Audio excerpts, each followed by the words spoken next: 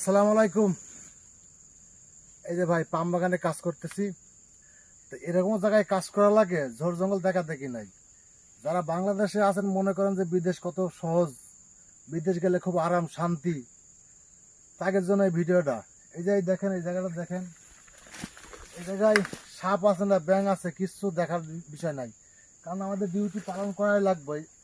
এই ফল গাছের চেক দিয়ে ফল কাটাই লাগবে। এই যে দেখেন কি একটা অবস্থা, এই যে দেখেন এক বুক জঙ্গল। দেখেন জঙ্গলে কি আছে, সাপ আছে না ব্যাঙ আছে তার কোনো ইয়ে নাই। এখানে দেখেন কত পরিমাণ এক মাজা গলা পর্যন্ত জঙ্গল।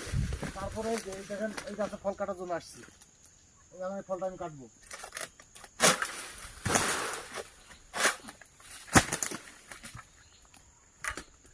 এরকম জায়গা আছে ঢুকাই যায় না, তাও আমাদের ঢুকা লাগে এই ফল কাটার জন্য। বাংলাদেশে যারা আছেন মনে করেন যে বিদেশ খুব শান্তি খুব আরাম। বিদেশে একবার আইসা দেখেন ভাই কত শান্তি কত আরাম। হ্যাঁ, যাই হোক সবাই আমাদের প্রবাসী ভাই বোনদের জন্য দোয়া করবেন, এ বলেই বিদায় নিলাম। আসসালামু আলাইকুম।